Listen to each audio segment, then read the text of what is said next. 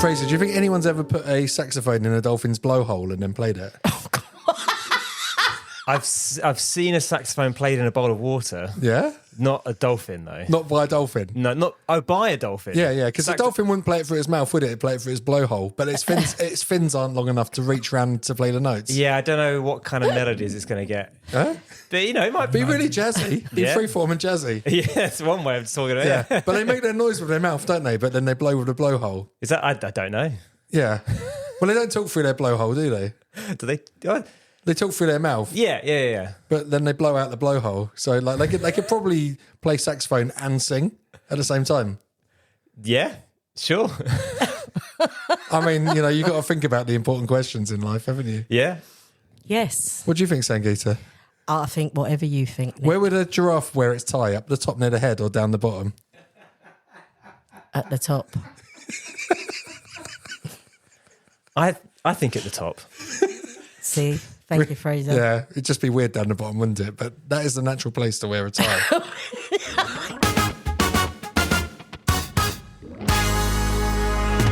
Welcome back, everybody. You are listening to Are You Creative podcast with me, the creative guru, Nick Hearn, and my co-host, Sangeeta. Not so creative. Mitra. Air quotes, Sangeeta. Air quotes, not so creative, Mitra. From the New Generation Development Agency. We've got another amazing guest here from Essex, who is... Frazer. From? Colchester? Born and bred? No, from Grays. Born in Grays. Born in Grays. Live in Colchester. Moved to Colchester, yeah. They knocked down my hospital. I was born in Colchester General. Lexington Road. Lexington Road, yeah, it's beautiful. Oh, they didn't knock it down, did they? They made flats out of it. Yeah. I mean, there should be a blue plaque there, really. I think I grew up with Dermot O'Leary. I guess he was born there as well. I don't know. Maybe, and Damon Albarn. I don't know. Let's find out. But they should put a load of blue plaques all over it. Probably be good. Make them into solar panels as well. Why not? Good idea. It's not a bad idea, actually. Yeah, little blue solar panels. Okay. But yeah, you're from Colchester. That's good. Are you creative? Yeah, I'd like to think so. It's a yes or no question. Yes. Thank you. Much more formal. Yeah. Good. Now, Sangeeta. So I'm rushing, aren't I? But we started late. Yeah, okay. I get it. Sangeeta, could we say your whole name actually? Frazer Merrick. Yeah. Frazer Merrick. Sangeeta, what does Frazer Merrick do? What creativity would Frazer do? See, looking at him, I'm saying graphic designer. He's got beautiful hair, hasn't he? Is that why? Oh, okay. Frazer's got beautiful curly hair. It's very, very luscious. All right, no, I'm not doing graphic designer. I'm shiny like a spaniel's ears. Like a really, really healthy spaniel. I've been called much worse. Do you know what? I'm stuck.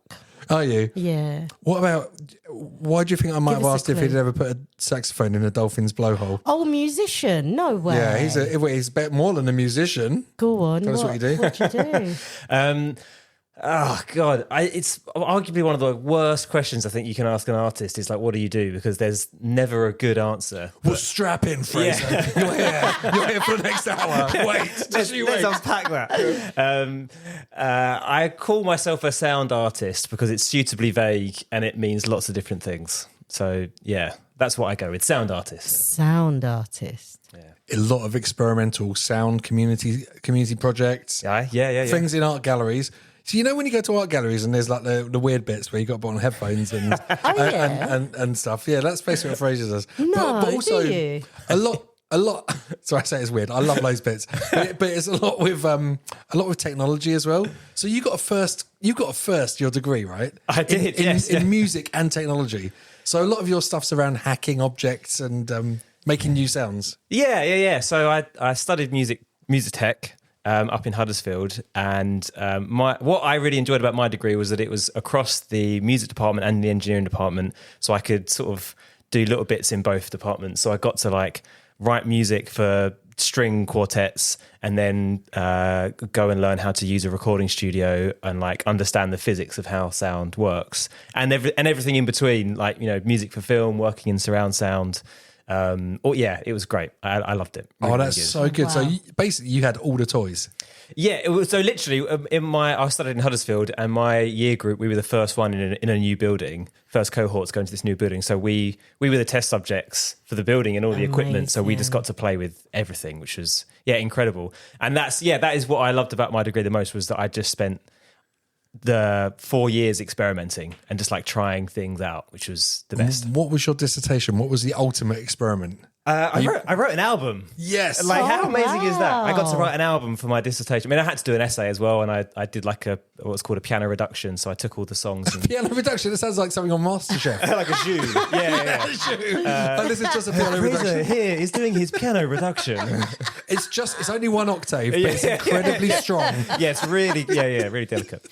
So I was in a band at the time, and so I wrote like an album's worth of material that the band played, and I recorded and produced, and then I took all the songs and turned them into so you could play them on the piano rather than on guitar and bass and singing. Oh, and that. wow. So that was my degree, which was amazing. But I mean, to be fair, at university I was very songwriter focused.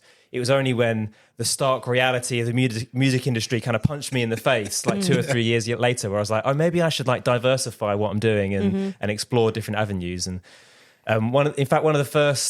my first like freelancing opportunity out of university was it was the time when music was still getting an exclusive release on radio before it would go to streaming. And so there was this guy that set up this business, which was all about doing covers of singles and putting them on streaming before the official version was on there, so he could get the royalties. Oh, that's so cheeky. Wow. Yeah, it was like such a hack. Can you even Yeah. do that? No, because remember back in the days, a lot of songs wouldn't be licensed for albums, so Top of the Pops would re-record them all and put out Top of the Pops albums. Yeah. And back then, their streaming royalties weren't quite what they are now as well. There was, there was sort of more money to go around. And but you still get the performance royalty.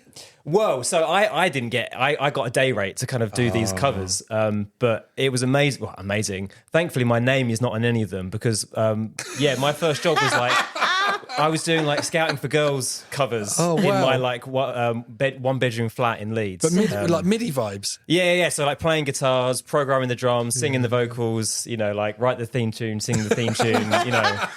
It was, they were awful. Like if I listen back, I do have them saved as a playlist, so I can just kind of like cringe listen to them every now and again, but they are not for public consumption. I wonder if any of those ever got more streams than the official song. Oh, absolutely not. No, absolutely not.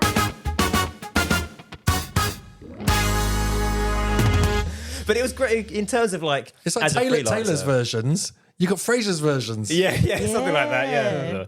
But it was great from like a technique perspective because I had to learn to write in all these styles and sing in different styles and and do things on a quick turnaround. And I was how would I have been, like 22 years old? It was great. It was better than the day job, which was in Debenhams, in the kitchen department selling pots and pans, which was lovely. Like the people were nice. But were you going around there? That's happening with wooden spoons. Going, yep. Nice resonance on that one. That's how I started playing drums on a biscuit tin. Yeah. They're on. It's like, dong. It's nice. I put a little bit of water in, woo, swirl it around. It's good. All sorts of good noises in the kitchen. There was a bloke that used to come like I think it was maybe like once or twice a month, and he'd like a knife. I would say salesman. He was like a showman, the one with the Britney mic, had his little amplifier, and would do the demo. And it got to the point where I knew his whole routine word for word. And we, like the other members of staff, would kind of stand sort of off to the side, and we would just kind of like lip sync with what he was saying, or the spiralizer or whatever it was. What we're going to get his knives out and do like shing. Yeah. This can cut through this. This can cut through that. Yeah. Oh yeah, here you go. Through some paper. Yeah. Or an onion on my finger. Meanwhile, I'm like, I've got to go and play to One Man and His Dog in a West Yorkshire pub this evening, and I'm so excited. And that was with your original music. Yeah. So this was, I was in a band called Feeds, and we were based in Leeds. It was a terrible decision. And so we'd be like, oh, what are you called? Feeds? Leeds? No, it's like Leeds, but with an F. Was that on purpose or by mistake? Absolutely by mistake. Yeah. And you're like, what do you do? Well, I'm the lead in Feeds from Leeds. Yeah. It's awful. Terrible. It was fun, but we're still friends. How long did the band last? So we started making music during our degree, like sort of second year, I think. So we were going then, so like maybe like 5 years or so. Oh, brilliant! That's quite strong. It was great. Still. It was, I think we won our battle of the bands at uni, which was amazing. Me too. It's good, isn't it? It's a great feeling. I beat British Sea Power. No way. But it wasn't British Sea Power. It was another band that they were in. Wow. But it feels like there's not no justice there, really. And where are they now, hey? I know, who are they? Who are they with their BAFTA for writing computer game music? Amazing. Yeah. That was good. Who was in your battle of the bands? Who was... I don't know if he was in... So in terms of like kind of quote-unquote famous musicians from my degree, there's a guy called Adam Smith who's in a band called Temples. Yeah. They're amazing. A guy called Charlie Barnes who's a touring member of Bastille. Wow. Okay, yeah. So he's probably one in terms of like famous musicians from our degree. So when did music become art? What for general or for me? For Frazer, Merrick. For free. Okay, all right. I mean, it's not like be a massive philosophical question, wouldn't it? Traffic. We'd unpack that for a while. Yeah. So I moved to Colchester in 2015 after I realised that I wasn't going to make it as a band in Leeds. So I came back to Colchester. Didn't really know anyone. My family kind of moved there just before I started uni, so I had no real connections to the city other than family. But That is cruel. well, it was. I We're mean, just I going was to move your happy. life. Yeah, look, don't have any friends when you come home on holidays. Yeah, well, but it's weird because I sort of was used to that a little bit because even though I grew up in Grays, I went to school in Brentwood, so I sort of spent my entire teenage years commuting between the two places. So I was kind of quite used to not having friends around the corner. Yeah. Sounds quite sad, doesn't And it? what inspired you in Colchester to get arty? Because I know there is something in Colchester. There's a vibe that makes people a bit weird. I mean, I loved it then, and I really love it now because there's a lot going on, but it's almost.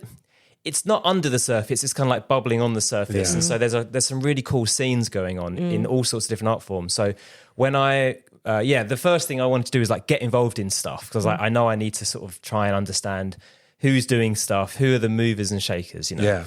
And so I joined Young Art Collective, which is the youth group at First Sight. I was still a young person at the time, so I could get in. And I started, so I essentially like volunteering at the gallery, and it was at the time when they had an amazing program called Circuit, which was funded by the Tate, and they were kind of putting young people in the control of the gallery. So we were putting on our own exhibitions, putting on events. Wow. And so That's I was just kind of amazing, like isn't it? given opportunities. We're like, oh, we're going to do an event next week. Do you want a room to do something? And I was like, yeah. Go And I on was in. like, what would I do? And at the same time, there was an open call. The University of Essex had this program called Games Hub, which was about indie game studios. Amazing. And so I thought, our games need music. Yeah. And I was just looking for any opportunity to write music. And so I went along to that, met a couple of guys, and we ended up starting a game studio called T-Boy Games. Oh, and so we wow. were kind of making apps for like, just for fun, really. And I did all the music in like a week, and I was like, they were still programming, so I was like, oh, okay, I should learn some like business development, maybe learn some marketing, and and I didn't mind being the face of stuff because I was used to being the front man of a band, so I could talk to camera, whereas the developers, they didn't enjoy that quite as much.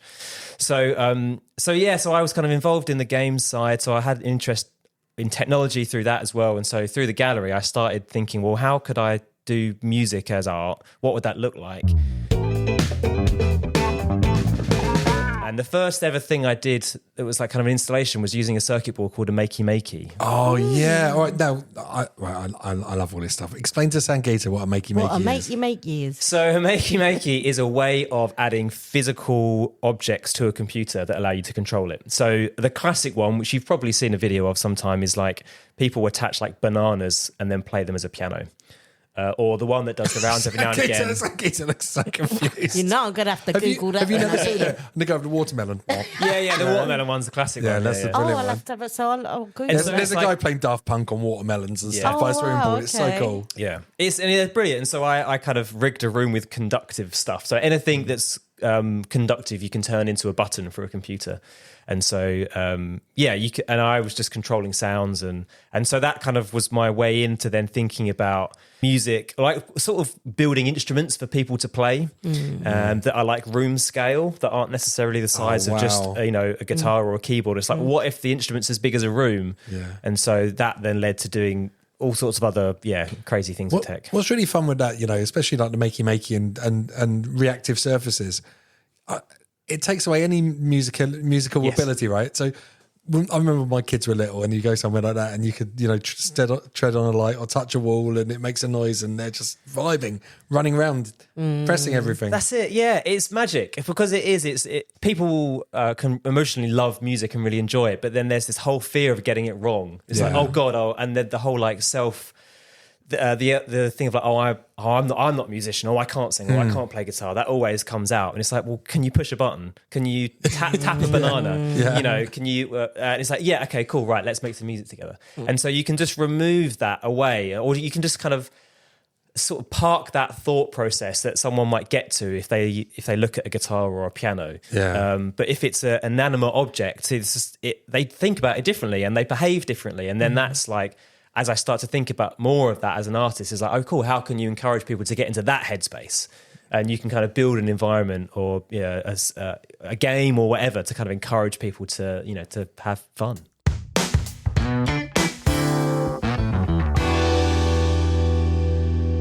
After you made your room stuff, you had these group called Clip. Was that a group for non-musicians to come and play instruments together? Yeah, so it came out of the gallery as well, out of First Sight, same program, young people in galleries kind of making stuff happen. It started as a jam night. So we'd just bring along a gadget, a toy or whatever, and we'd jam. And it was fantastic because it was all sorts of different abilities and styles and backgrounds coming together and just kind of messing around. And so what sort of things were people bringing? You're saying like bring an instrument or a gadget? Yeah, so like a Nintendo DS. Yeah. People would bring those along, and there's some really cool games in there you could play. Simon, the other co-founder of Clip, he had these I can't remember what they're called, but they almost look a bit like millipedes, but they vibrate. And they're like, you've got to put like a watch battery in it. Yeah, and yeah. Those little hexabugs. Yeah, that's it. Yeah. And he'd put that in like a wok and then put a microphone on that and put it through a guitar pedal. And that would be like, So yeah. Actually, you just unlocked a memory. I remember I went to an exhibition once at Barbican and it had loads of electric guitars and cymbals and stuff, but it had loads of little finches flying around the room. Oh, wow. And everything was mic'd up. So when the finch would land on a guitar string or a cymbal, it'd be like, yeah. Or like, and it's just making this amazing soundscape. It was just totally random and uncontrolled. But I love that. I absolutely love it because it's just magic. You just don't. There's something interesting about stuff like that. And if you were to play someone the sound of that in isolation, someone who isn't necessarily think of themselves as someone who's interested in modern art or fine art or whatever, experimental music, they'd be like, oh, that's a bit weird. But if you give them the context of like, look what's making it, and they go like, wow, that's incredible. Yeah, it's the same, I think, with like film scores, or if you ever go to a light night. They always have really kind of crazy soundtracks and really experimental music, and people love it because it's got this like context. Yeah. Oh, okay, it makes sense in this setting. But as soon as you like remove it from that context, it's like, whoa, this is strange. I always have that when I'm editing a video. Like I'll play, the client will want to hear the music first, and I'll play them something. It'll sound like Square Pusher or something, and they'll be like, "Oh, I'm really not into that." And I'll say, "Can you just wait and see it with the picture?" Yeah. And then whenever they see it with the picture, they're like, "Yeah, that's awesome." Yeah, it's really hard, isn't it? Music out of context. Yeah, absolutely. But that's where I think, again, like what I'd like to think with my work is that I can, maybe push people a little bit, in a way, but then also make sure that it's still fun and, in the same way as well. So what happens, let's go back to Clip. When everyone brings together their woks and their Game Boys and stuff, I get off Tetris. They're doing like chiptune stuff, I suppose, on their Game Boys. And I think I saw you with a guitar there. And yes, yeah. So you, when I read about it, it said that just everyone will be noodling around a bit and then there'll just be like some magic will occasionally happen. Yeah. Yeah, essentially, like we would devise like improvisation games and challenges, to give ourselves these frameworks. But quite often we'll just start and see what happens. Like someone might go, oh, okay, I've got an idea, and we'll start with that.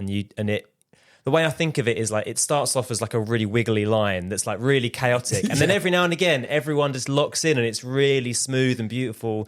And then it all falls apart again. And that's the moment when everyone makes eye contact and nods like, this is really great. And then that ruins it. But it was really, really magic. Those moments. And yeah, so then we started devising like improvisation games. So it would be like what we called the one note challenge, where everyone could only pick a single note. And so you had to all pick your notes and then make a piece of music using only those notes. And that stemmed from like virtuosity. So we'd have someone that come along maybe and they'd just want to shred on guitar. But in like a really kind of tone deaf way of like not necessarily doing any kind of empathic listening. They weren't listening to what the other members were doing. They just wanted to shred. And it's like, okay, cool, that's great. But like, here's your guitar badge. Well done.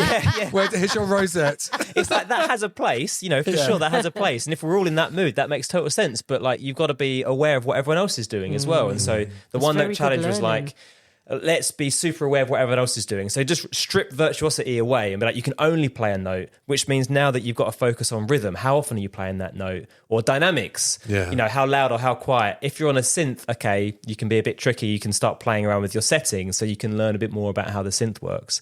And it focuses the ears a lot more and you become way more of like an empathic listener. Yeah, I love this though, because so someone that can't play music like Sangeeta, for instance, she'll know where that one note is on the keyboard, and she can just join a jam. Yeah, exactly. Yeah, and be part of the band instantly. That's the beauty of it. Yeah, and again, sometimes then someone starts playing 2 notes, 3 notes, and before you know it, you're back to the chaos again. But that's fine because you kind of had fun, isn't it? Yeah, exactly. Yeah, you kind of can't. You sort of can't box it in too much. You you can start there and be like, okay, let's just, if it wants to go somewhere, let it go somewhere. Yeah. That's fine. You can't control music, can you? No, you can try, but then you start to. It's not very fun at that point either. Because that's something we always really, really try and balance with clip as well. So I mean, when we started out, it was very much. Almost like a cooperative. It was a jam night, and then it morphed. The funding that was running it ran out, and so I got more involved in it because I was just attending at the start. Okay, and then Simon was like, "Would you want to run it with me?" And I was like, "Yeah, okay, sure, that sounds great." And then it turned into more of like, okay, we're running workshops because I was sort of learning the craft of running workshops at that time. But this idea of like the teacher as student rather than as at the front of the classroom, that's kind of always been quite central to our approach, because it's kind of where it started from, or at least it was how Simon kind of set it up initially. It was like very level playing field. So you're not like, right, everyone, be quiet now, we're going to do this. You just let it organically. We try not to. Oh, it's so difficult. Yeah, and and sometimes it needs that. Yeah. You need that person to kind of like, okay, we need to get back on track. But equally, I'm always the first in the room to say like, I can't guarantee I know more than you with what we're about to do. In fact, some of the best stuff we've done recently with our academy group in Colchester is all the students have been running workshops. Yes, so they've been teaching everyone else because they know software that I don't. Yeah, right. I know a little bit of Ableton, I know Logic, that's fine, but they're all using FL, Fruity Loop. Yeah. And Fruity Loops is huge now. It's crazy. It's amazing. It's incredible software. Yeah, but I really struggle with it. Big up all the grime producers, because like Fruity Loops was dead.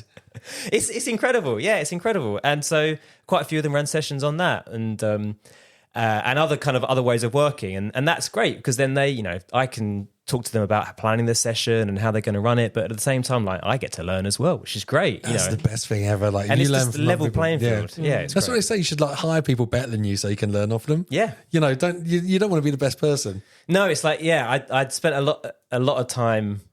Thinking that if I'm the stupidest person in the room, then I'm probably in the right room. Yeah, that's brilliant. Yeah. All right, I'm a big fan of a pun, right? And you did with clip. You did C in the sea. Well, that was the note C performed in the sea. Yeah, so there's a piece of music by Terry Riley called In C, which is an entire piece of music in the key of C. And there's 53 bars of music. Each bar is in the key of C. And as an ensemble, you start on bar 1 and you all got to get to bar 53, but you can decide when you want to move to bar 2 or bar 3. There's some rules like amazing. you don't have to do it together, but you should never be more than, I think it's maybe 5 or 8 bars apart. So you kind of move as this like amorphous cloud of bars, if you will. But yeah, entirely for the pun, we went to Great Yarmouth and played in the sea. Wow. You've got to see this video because it's amazing. Everyone got their trousers rolled up, and some people got like keyboards on surfboards and stuff like that. Yeah. So I played electric guitar, strange choice, in the North Sea. I got hit by a wave and it stopped working. Oh no! It's fine. It was fine. It was like my trashy guitar, but now it's got this lovely rusty patina on it now, which is like a badge of pride. We had I think it was a glockenspiel on a wakeboard. Someone was playing like a melodeon. There was one young man who just played a hydrophone, which is an underwater microphone, so he had that plugged into an amplifier. How do you play that? Good question. But he was just kind of like making noises and generally having fun. He's an amazing musician now, absolutely incredible. What sort of noises does a hydrophone make? Like, yeah, basically, yeah. It's whatever is under the water, yeah, right? I suppose like the shell moving around. Yeah, it was quite turbulent. Yeah, it was quite turbulent. In fact, that was one of the challenges of the performance, was that the water was not as calm. Who would have thought, like the North Sea in September? Yeah. I mean, the sea can be a harsh conductor. Did you all start to fall into the rhythm? Yeah, well, so we thought we were going to go quite far out, but it drops away quite quickly in Yarmouth. And so I reckon we got maybe like 5 meters out, and we laminated our scores and like put them on stakes. And then, but we really struggled to drive them into the ground because it's like a gravel seabed there. It's not sandy. So the scores kept falling over, and we lost a couple of. We had a seal watching us for quite a while. Not seal, not the pop star seal. Not seal. No. That would have been good if it just joined in. Yeah. But we had a seal watching, which is ridiculous. Oh my god! I've never performed to a seal before. I'm quite jealous. Yeah, it was. Did I go? Did you get a clap? It just like lots of really confused looks, just like why is there a rather shivering, cold-looking audience on the beach? I'll tell you what, if you get confused looks from passers-by or seals, you're doing something right in art. Absolutely. Because that's what it should all be about. Drawing attention, yeah. The amount of people busking and things that people can just walk past and ignore, but 5 people in the sea. Yeah, it definitely captured attention. That's for sure. Yeah, but it was a great project. One of the things that's really lovely about that as well was with the group that we run. Sometimes in like group environments, it can be quite hard to listen to music together because it feels quite awkward. If you're all sat in a circle and you say like, let's put a song on, it's like you're in class, you're just sort of listening. Yeah. But if you're in a car on the journey somewhere, then like, you're just sharing the aux, you just like, you put a song on, you put a song on. And so that, if anything, like the whole day was like a magic experience because we just got to like share music and be on a road trip together, on the way to a gig. Yeah, we're going to go, we're going to go play in the sea. It's great. A sea gig. I love that. Oh, so good. That's so my kids have got, we do Spotify Jam now in the car. And oh my God, the sort of things they put on, but it's brilliant. It's such an eye-opener when you democratise the playlist. Yeah. And then you end up getting some mad Italian brain rot music. Yeah, it's a lot of that. We do it at the start of our workshops now. Whoever gets there first can like put a song on whilst other people are arriving. Oh, brilliant. That's What a good incentive, isn't So it? yeah, we get a lot of brain rot. A lot of 6-7 at the moment, which I'm not enjoying. Oh, no, The other kids hate it more than me though as well. Yeah, I'd say if anyone says 6-7, they've got to play in 6-7. Yeah, there you go. Yeah, I mean, I can drum pretty well, but I don't know if I could drum in 6-7. How would that even work? I don't know. Oh, okay. Don't ask 6-7 me. timing. You could do 7-6. Don't know if that's quite the same. That's just 1-6, really. I just think it's a brilliant concept. I think it's a brilliant idea, brilliant concept. I love the fact that you encourage young people and you're getting people involved. I think that's amazing. The fact that you're in Colchester doesn't shock me, but does disappoint me. It looks like all the best people are coming over from Colchester. Do you know what? Like Colchester's like I think the weird bit of Essex where like the most interesting experimental art and music's it's going happening. on. But First Sight have been amazing. Look, we keep hearing about First Sight, and to hear you talk about the opportunities that place has given you through whatever project was there, I think that's amazing. Yeah, no, they have. Like, I mean, I'm still in touch with everyone from that era. You know, every organisation has people coming and going, but there is something really special about that place and the people that end up there and the people that go through it, for sure. It really is like a big part of the cultural life of the city. Absolutely. Yeah. It's been a massive part of my journey, for sure. I wouldn't be where I am without the people that have worked there, like the lovely Sue Hogan and Beth Hull, and, you know, these amazing people. Just kind of presenting young people with opportunities. Absolutely. And saying like, cool. You know, I remember Judith Merrick, who was the old head of learning there, one Christmas, she was like, we need to do like an event for families. Could you organise something? And so we just basically wrote like a kind of like an interactive pantomime. Oh, wow. Amazing. That was sort of this artist called Hester Chillingsworth, dressed up as a rabbit, and I think was meant to be like Dr. Oates? It was some like mad kind of Ernest Shackleton type adventure thing. I mean, it was bonkers. It was all based around like Foley, and we had people going in like a teepee, and the whole thing was nuts. And they said, "Do you want to do that?" I'm like, "Yeah, okay, sure." They just let us do it. And there's nights now in London, aren't there? I think they've got Foley nights where people will Foley along to films and they'll give you stuff to do. I mean, it looks so fun. So will the audience get into Foley? Yeah. We just had like nature documentaries playing, and then like different trays of different materials. So like one was like a tray of VHS tape, and you could kind of like, you know, do that. Another one was a tray of gravel, and you could do footsteps. I should probably say, just in case listeners don't know, like Foley is like when you're adding sound effects. In the old days, when you add sound effects to films, so you have like gravel for walking on and lettuces for cutting up for people being stabbed in horror movies. Yeah, we're still going. Yeah. It's still going. I mean, it's an incredible art, but it's like the art. If you're a hoarder, it's the best thing you can do, because you just have to have the most amazing collection of like random objects to create the perfect sound that matches with the thing that you're seeing on the TV. So they'll have like shelves and shelves of shoes, and like to get different types of, you know, heels or soles or what have you, and then you'll have like bunkers of different materials, you know, concrete, grass, or you'll have a pit that you can fill with, say, like water or mud or whatever. My friend Sarah had Pingu's footsteps. Oh wow! There's a bag of corn flour, and you go. Wow. And she literally she was the Foley artist for Pingu's feet. That's fantastic. Oh, wow. And she had the bag. I asked her the other day, I said, "Have you still got it?" She said, "No, it's disintegrated." Yeah. But you know, to be the feet of Pingu for a while is a pretty one. cool. That's pretty cool. Yeah. Cool. She got to do the Nazgul's landing in Lord of the Rings as well. Apparently they buried a microphone and dropped a massive iron girder from a crane onto the floor. When films used to have big budgets, you know, just to get one sound effect. Ridiculous. We need a massive impact of a dragon landing. Right, we're going to talk about something crazy now. Go on. Acoustic levitation. Right.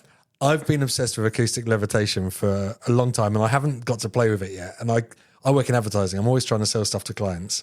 And I've been trying to think of where I could do some acoustic levitation. Sangeeta, this is going to blow your mind. Go on.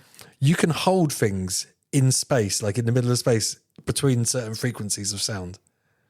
And Frazer's been building... You actually built a machine that could do it. Yeah. I did a project with an artist recently. It was all like science of sound experiments. And we wanted to show... It was working with a primary school in Stapleford, which is like on the edge of Cambridge.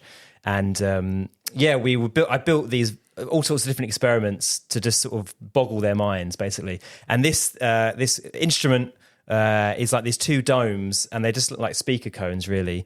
You can place like a styrofoam ball or like a tiny droplet of water or a little scrap of paper in between those two speaker cones, and it just looks like it's floating, or it is. Oh, wow. But it's held by like the pressure waves of the sound from either Oh, side. wow. Honestly, it looks mad. Like, I'm desperate to play with it. Yeah, it's bonkers because you can then you think, look at it and go, oh, okay, that's quite cool. And then you sort of like move your finger all the way around it and realize that, oh, there's no strings. Yeah. And then you pick up the objects and you move it around and you realize, oh, there's no tricks here. You know, it's just that thing is being held by sound. This is it. When I was researching it, I could see like people could then start moving the particles around in the space as well by changing the frequencies and the speakers. That's right. And it's amazing. You can change like the phase alignment of the two speaker systems, and then it sort of means that you can sort of push it from side to side or make it like jump certain distances. Yeah, it's bonkers. Oh, phenomenal. So they're trying. I don't know whether don't know how much research has been done to it, but I know they were looking at using it as a way of like trying to move things around the body. For surgery. Well, that's it. Like not a non-invasive surgery type thing. Imagine if you could be moving an object inside the body Yeah, without of actually having to course. open someone up. Yeah, and you're just in a really little dub sound system. Yeah. Yeah, that's even Just moving better. around. A tiny rave. A really A tiny little rave. rave, yeah. What's the biggest anyone's made an acoustic levitation device? Oh, I don't know. I think, to be fair, like the amount of energy you would need to do it, I don't think it scales particularly well. Yeah. Because the objects you're moving for these experiments are so small. I mean, yeah. That's it. I want to see something bigger being levitated. Yeah. Oh, so I posted this video on my TikTok the other day of this object that I made. You know when you spend ages on a video and then like it doesn't do very well. But this is one of the ones where I just thought, oh, I'll just do a little film, stick it on. Unrelated, but it's the day I went to the Sausage Festival in Harwich. If you haven't heard about the Sausage Festival in Harwich, it's like the best event of Essex. Okay, no, but hang on. Now I've got an idea for an art project with you. We're going to levitate a banger with bangers for the Sausage Festival. Oh, I love a pun. Yeah? Yeah. So maybe we've got DJ Otzi, Hey Baby playing out the speakers, and we've got a sausage levitating in the middle. I love that. Fantastic. Yeah. So I was on the way to Harwich. I just posted this video, throwaway. Within like 10 minutes or something, it had like 50 views. I was like, oh, whatever, fine, never mind. So the Sausage Festival has a throwing competition, which is brilliant. But then after that, really, it's just like a pub crawl where you're eating sausages and drinking beers, which is great. So going in home in the evening, rather merry, thought, oh, I'll just check my TikTok, see how it's doing. And it had like 150,000 plays. And this is the acoustic levitation. This is the acoustic levitation device. I was like, oh, wow, that's ridiculous. Like, nothing I've ever done has ever got that many views. And then the next morning it was 300,000. No way. And then like it's now like just over 800,000 views. My And I put no effort into making this video whatsoever. And I was like, wow, people, and the comments are hilarious because they think I'm going to be abducted by the government because I've invented some like mad science experiment. I'm like, guys, it's a kit. I just bought a kit. Well, they did. The government did have like, what they called like LRAD systems, where they had acoustic warfare things where they could basically disperse crowds. They said they could sort of melt things with them. Yeah, you can do some pretty horrific stuff with sound at the. So you can do like what's called beamforming arrays, where you can like hyper localize sound. So like the way we make sound and most objects make sound is it kind of emanates in all directions. But you can create these devices that, if you think about how a laser works, it's not too dissimilar in that you can kind of focus sound to a point. And so they're doing all these like awful experiments with these like speaker systems that just like can direct really aggressive frequencies straight into your head. Like Mariah Carey. You could follow someone around with like a beam of Mariah Carey that they couldn't escape, and they'd be like, "Can anyone else hear Mariah Carey?" You can buy like a bit like Bluetooth speakers that are like beamforming array speakers. So you probably could do that. You could do that, couldn't you? You could have got some of your old songs from Feed and lasered them at record executives' ears, so they had to listen to it. I could have done. Could have done. Yeah, and then spent a few years in prison. Yeah. I did a big cymatics experiment for Jaguar once, where we got some Chladni plates, actually about as big as here, they're 1 meter by 1 meter, and we actually got the car and we mic'd up its exhaust because they're really proud of the exhaust note. And then we held the frequencies where it could make patterns on the Chladni plate. Excellent. It was amazing. So basically, you get standing waveforms, and when waveforms hit each other, the particles on this plate will stop moving, and you get these beautiful patterns. Oh, wow. Yeah, so it's a way of visualizing sound. Yeah, absolutely. And oh my god, it was like magic. Yeah, it is.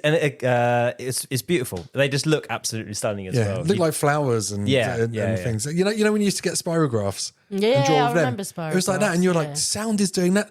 We actually used poppy seeds in the end because sand and other things rolled too much. And went off the edge of the plate, but poppy seeds had enough of a weird shape that they wouldn't. That's that really they wouldn't good all to just know. roll off. Yeah, because I do a lot with Chladni plates, so it's good to know that actually. Yeah, You say Chladni plates. Yeah, Chladni. I don't know. I say Chladni. You say Chladni. It's like a South Essex, North Essex thing. But that was mad because we were in. I think it was the world's biggest semi-anechoic chamber at Jaguar's research. They've demolished it now, and Sandgated. These are rooms where they've got sound deadening material all around it. Oh, wow. And, people say, like, if you go in one that's completely done like that, you'll go mad, like, in about an hour. Oh, wow. Because it's just so weird that you can't hear any ambient noise. Yeah, so you almost hear your heartbeat. Yeah, well, the first thing you hear is like your heartbeat, and then also you hear your breathing, then you start to hear your heartbeat. But if you can control your breathing enough, some people have said that they can start to hear their nervous system. So it's like the kind of electrical hum of your body. Wow. Which is kind of bonkers. That is mad. Really bonkers. Electrical hum of your body.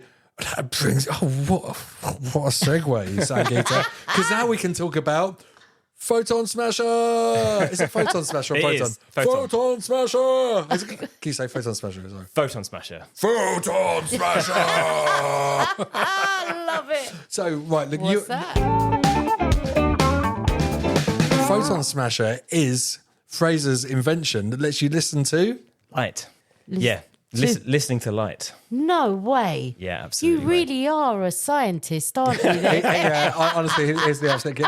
And I was thinking, we could do a 10-hour podcast here. No, for real. I'm still trying to catch up. All right, so this device, I love it. And actually, I saw this ages before I knew who you were. And then when I made the connection, I was like, it's that guy. But it's basically a device. You can point at a light, and it will analyze the frequency of the light and make some sound. Is that how it works? Yeah, it's way less technical than people think, which is like always kind of, because it's entirely analog, this thing. I've got one with me. Do you want to have a play? Yeah. Should we do that? Okay. Go on. Sangeeta, you've got to use your words when you do it, okay? All right, okay.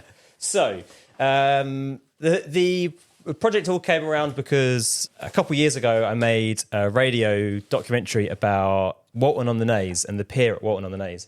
And someone got in touch with me after. So when I was doing that, I was using these really cool microphones called electromagnetic microphones that allowed me to hear the sounds of circuits of all the arcade machines. And I was getting all the whizzes and pops and bangs and fizzes and crackles. Essentially, you're listening to magnetic fields when you use these things. Oh, cool. And someone said to me, have you ever used a solar panel as a microphone? I was like, no, obviously not. A classic question, And so I looked into it, and I basically, the first version of this was I ran into my garden and I had one of those, the little lights you get on garden paths. Yeah. I sort of decapitated one. I took the solar panel off the top, crocodile clipped onto a guitar lead and plugged it into an amplifier, and then went and got a bicycle light and heard a noise. No way. And I was like, what is going on here? So before I explain how it works, let's have a listen to one.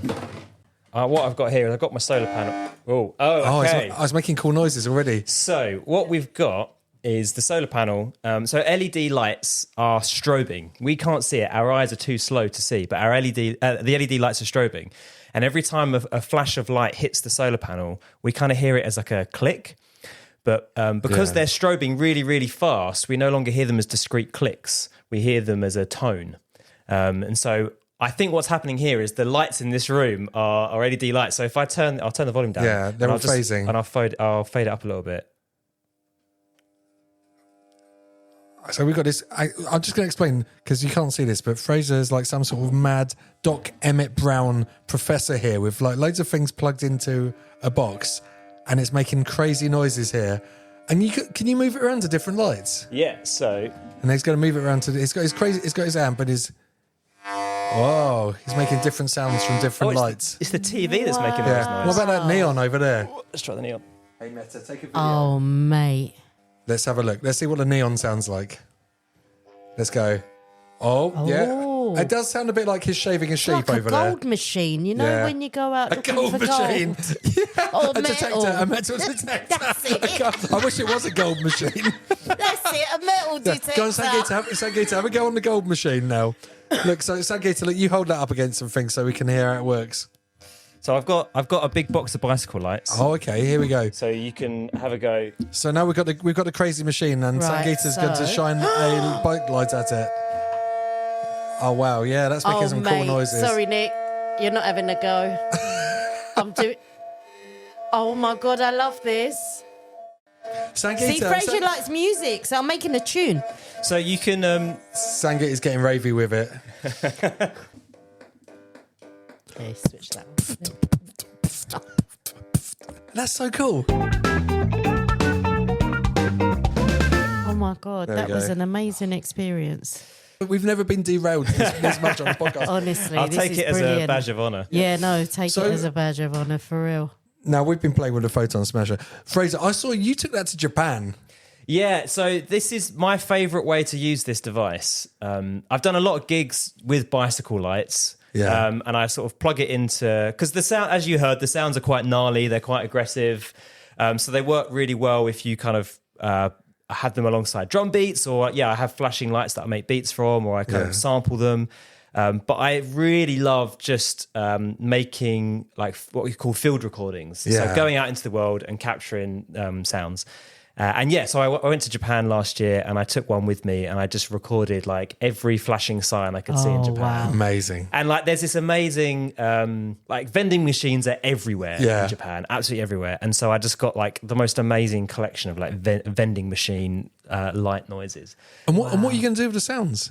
So I've made loads of music with them already. Yeah. So there's this one great like shop sign that I found that was flashing in like 7/8. Because, as they do, because when they design like... So in your musical head, you've got your metronome going and you're like, oh, that's a good one. Yeah, absolutely. Wow. It's amazing because it's just, for me, it's like pure inspiration. Yeah. I see that and go, oh, okay, I can do this and this with that. And I suppose every shop sign anyway is running off of a circuit board anyway. So it has to go to a certain rhythm because it's going through capacitors and... Yeah, I mean, the lovely thing is that when these like shop signs or whatever, or street signs or whatever are designed, they're not doing it musically. No. They're designing it because it looks cool. Yeah. But what it means is that you have all this amazing like musical outcomes that are like entirely unplanned. So I've done loads of recordings on the like the Esplanade at Southend, down the seafront, all the gorgeous, arcades there, like loads of great recordings. I think the best recording I've ever made is they've got these like big white towers like that are leaning over on the seafront in Southend, and they have these slowly fading LEDs. Yeah. And the noise that they make through the Photon Smasher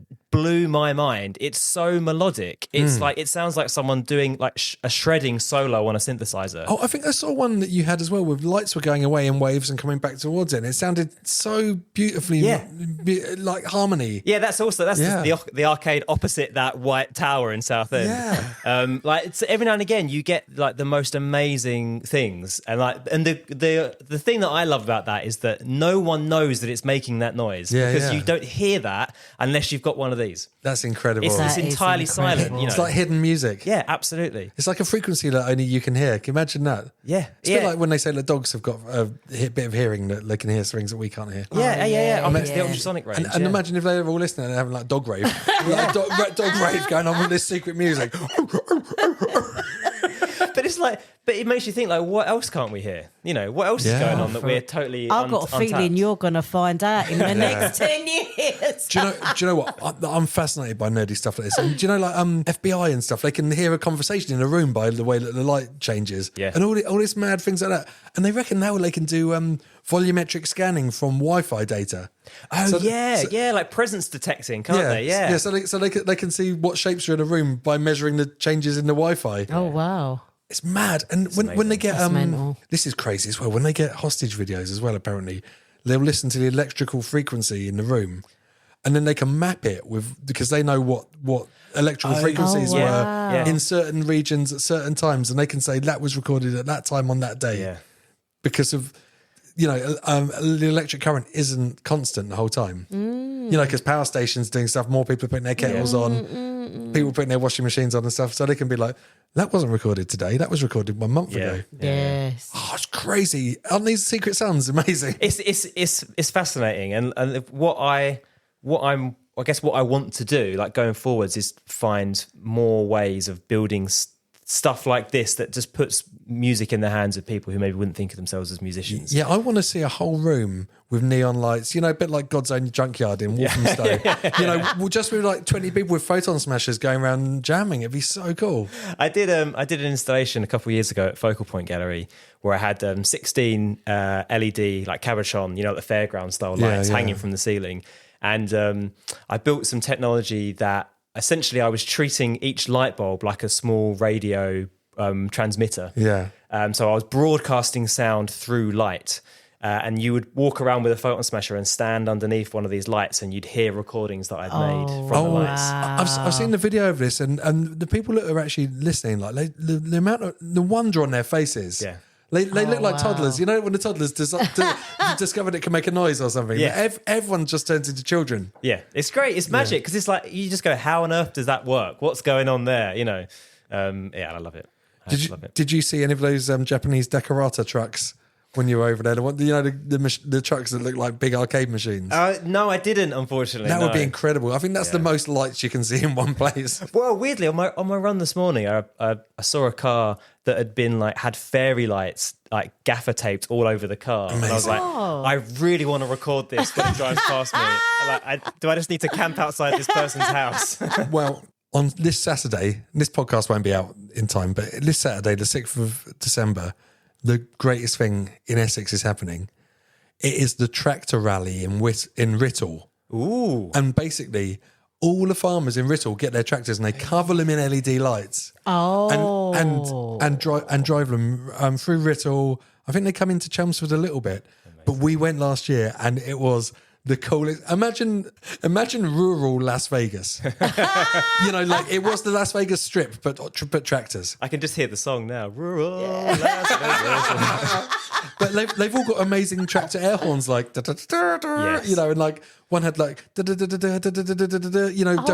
Darude Sandstorm as their tractor horn, and mate, there's some fun special content there, isn't there? Yeah. Okay. I know where I'm going now Saturday evening. Yeah, and it's like combine harvesters, tractors, but it's a really sick parade. Like they go all out. Excellent. And you're going to take the photon smasher down. Yeah, for sure. I think you probably have to have it on a long stick so you can get in near them. Yeah, I don't want to get too close to a tractor. Yeah, no farming accidents. Yeah, it's not Norfolk.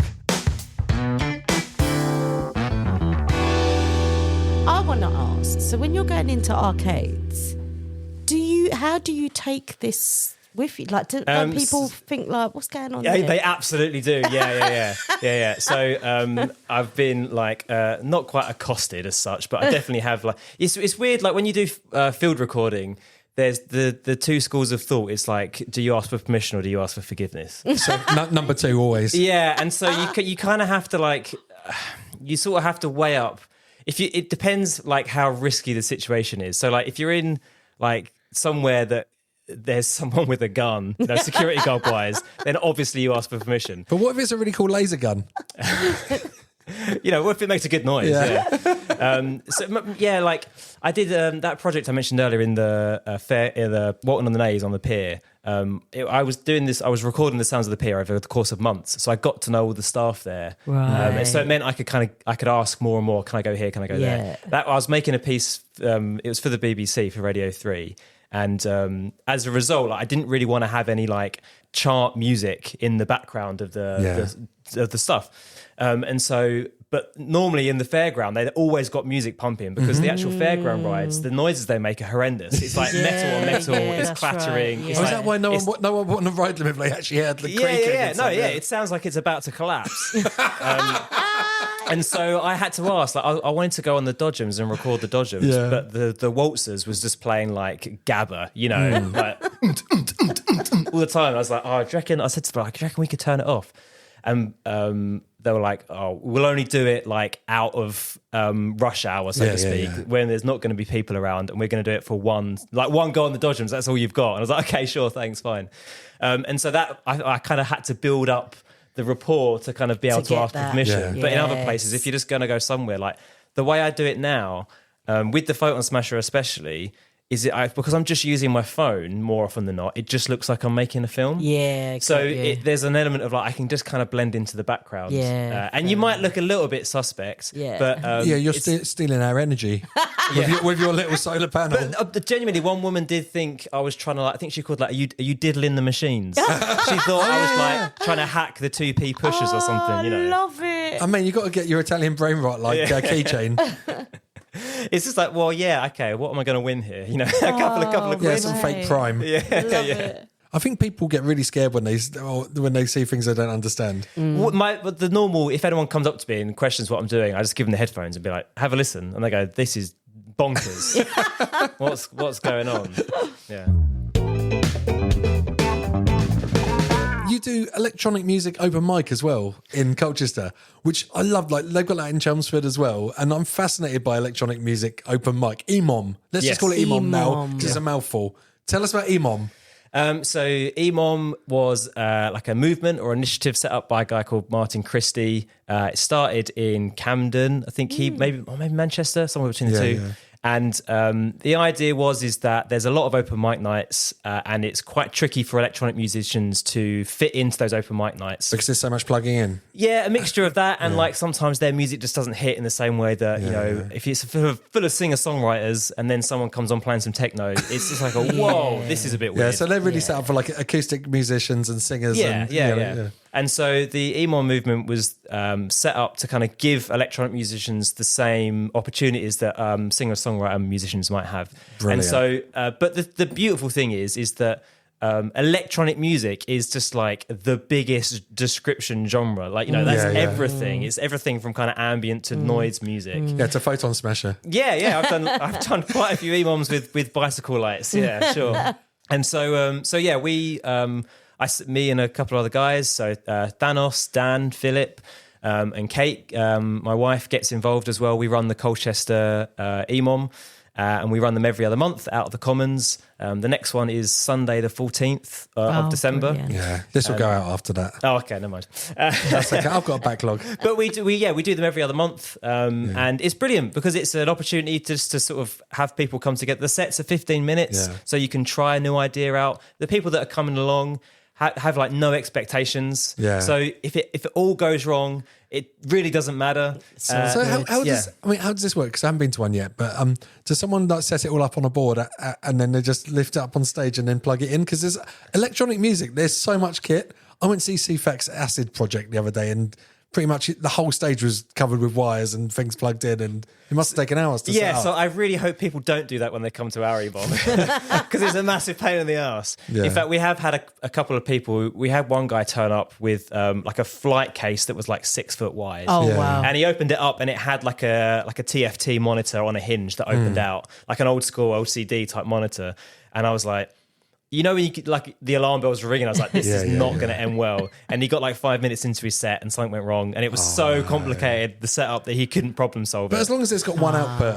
Well, from my perspective, it's great. So we always encourage people like less is more. Because it's just less to go wrong. And so we normally have every EMOM is different. That's the other thing to mention as well. No two EMOMs are the same. So I wanted to take my V drums down. I've got to leave rolling the V drums. Yeah.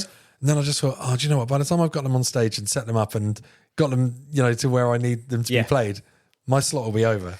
Yeah, it's true. I mean, some EMOMs though, say we've had drummers come to our EMOM before, and we just put them on first. Because then they've got, or they set their kit up to the side so that they do it before the first act, so that when you want to come on stage. So I think every EMOM, because it's built on this idea of like flexibility and inclusivity. It was every act is going to be different. Like we want you to play. So we'll find a way. There's always a way.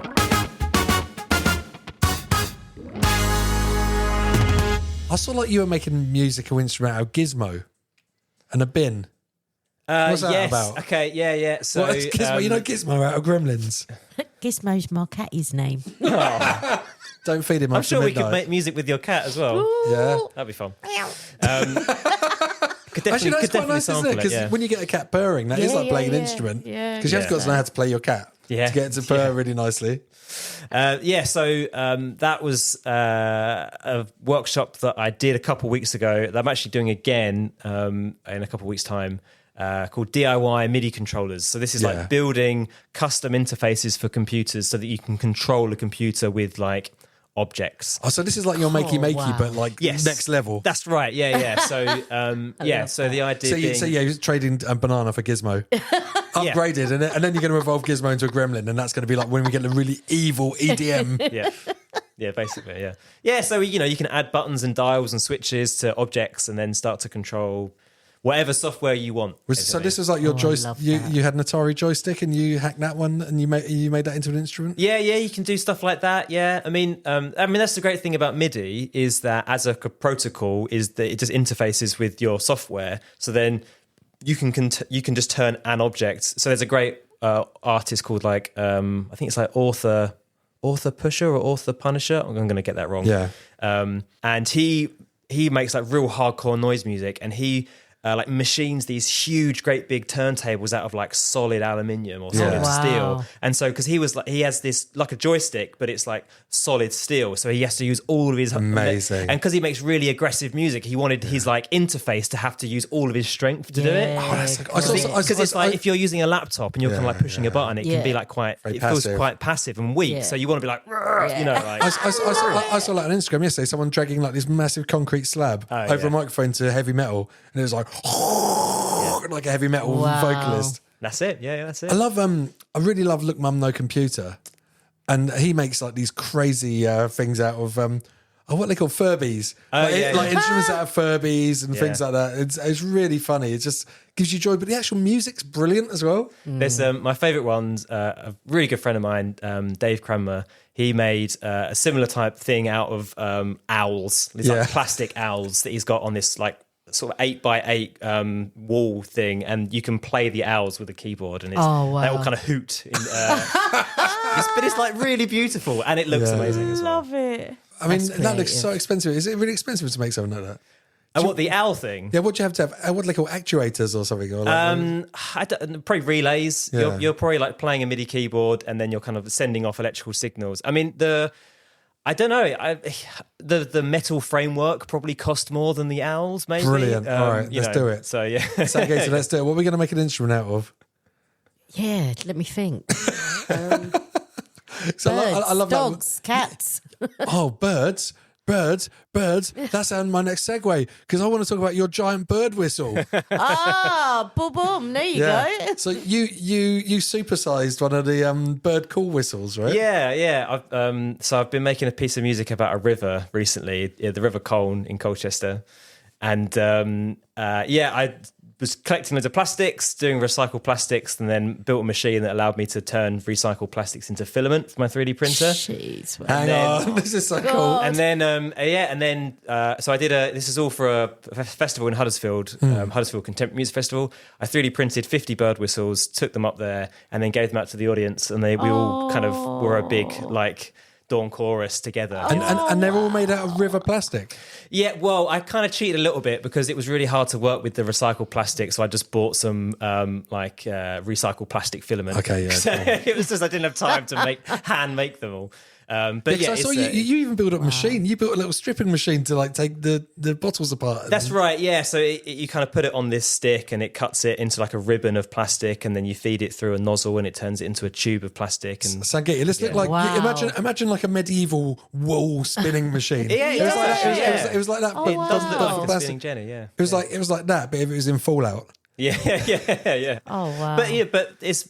I love 3D printing. It's great, but the waste side of it is really annoying. But because I'm using, so it's called PET plastic, the stuff I use, which is just like curbside plastic. You can just recycle it at home. So a print that fails or a print you don't need, you can just get rid of it. You can just put it back into the kind of the sort of circular economy, which is great. Wow. Do you know what? Like, if there's an apocalypse, like I'm going straight around Fraser's house because he can make everything, including entertainment. But 100%. it's like honestly, you're like Doc Emmett Brown, right? I feel like I'm descending to the mad scientist thing. Like I've started to grow my beard out a little bit. Like there's a few grey hairs coming. You know?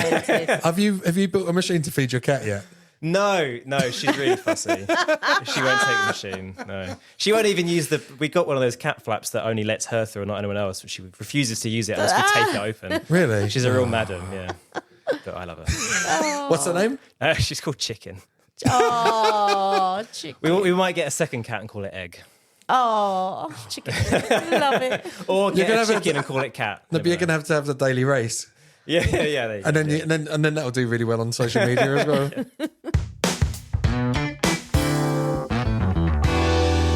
If someone wants to get into hacking or making musical instruments, what's the lowest entry point? Like, how can someone start playing with sound or making their own instruments? I would probably the easiest thing to do would be like circuit bending. So circuit bending is taking apart like a toy and then literally poking the circuits. Hang on. Have we got to put a safety note on Yes, this? absolutely. Yeah. So don't do it with anything mains powered. Yeah. Don't do it with anything that you are precious with, because you're probably going to break it. Yeah. Anything is a smoke machine if you try hard enough. So basically, you get the circuit and you start just taking bits off, or pressing different bits. Yeah, both. Yeah. So there's a great author called Nick Collins who describes it as tickling the circuits. Yeah. Oh. So you can like take a toy, like good ones, like any kind of toy from a charity shop, open it up, like lick your thumbs, and then just start to drag them across the circuit board. And then it will just start to squeak and squeal and fizz and whatever. And you just get these like amazing things like that. Because then you start going down the route of like, well, how does this circuit work? And okay, I want it to do this thing. I want to make it pitch down. Okay, I'm going to add a resistor here and do that. The other one, if you kind of want to go more kind of musical instrument traditional sense, is like make a 1-string guitar. They're really, really simple. And you can make your own pickup. Well, you can just buy pickups off of Amazon for like £5-6 or something, like a ukulele pickup or something, like a contact microphone one, or you can get ones that like a small banjo pickup or something. Yeah. But like a 1-string guitar. You can make great music. Have you heard Brushy 1-string? Oh yes, yeah. He's amazing. Yeah. Like this African guy who's just got a 1-string guitar and he plays the greatest music. And I for that river project, I found what was a flagpole on the side of the river, and I turned that into a 1-string guitar. Amazing. I was just bowing it, and it sounds nuts. It sounds amazing. Amazing. So basically, just start playing. Don't wait for any permission. No, just get stuck. Just in. be safe. Just get stuck in. Just be safe. I mean, I started on a biscuit tin. Yeah. I loved it. Biscuit tins are awesome. I mean, it's so noisy and annoying. Like, Yeah, that's the problem with drummers. yeah, drummers. Everything can be a drum. That's the problem. Yeah. Brilliant. Sangeeta, Loved it. have you ever played a musical instrument? I can do 3 blind mice On what? on a recorder. On the Photon Smasher. On a recorder. Well, I can do the first bit, 3 blind mice. Yeah. And then I can do that same thing on a piano board. There we go. We can go along to clip then. I'm telling you, good idea. Look at this rate, I might have to move to Colchester. This is just... Oh, no. Tell me about it. Or like we'll get the Hyperloop done so we can get there really quickly. Okay, fair enough. Yeah, there's so much cool stuff going on. And this Photon Smasher is not leaving the studio. I'm going to keep that his now. eye on it. I've got my eye on it. I So was if looking people for want you, to get sir. hold of you, how do they get hold of you? What's your Insta? At Frazer Merrick, FRAZER, MERRICK. And then all of my links are on there for Clip and for the Photon Smasher and for Big Bird Whistles and City Light And all Instruments. sorts. You have got to see the Big Bird Whistle and Acoustic Levitation. Yes. Yeah, Let's get that to 1 million views, everyone. Oh, yeah, love that, yeah. Big time. All right, well, thanks for listening. Thank you very much, Sangeeta. Thank you, Nick. No problem. Thanks, Adam Whitaker at Lorca Media. He's waving. He's waving. You can't hear it on the microphone. If we put a Photon Smasher near his hand, it go. Row, row, row, row, row, row, row. You can follow us on @r.u.creative.podcast on Instagram. Send us questions. No one ever does. Please, it'd be really nice to have something to talk about. But thank you for listening. If you make it this far, and we're going to be back soon again with a really cool new guest. I think we should have had a Photon Smasher solo on the way out or something, but I don't know. Can you just do an impression of one? Oh, Thank you. Thank you. Thanks, guys.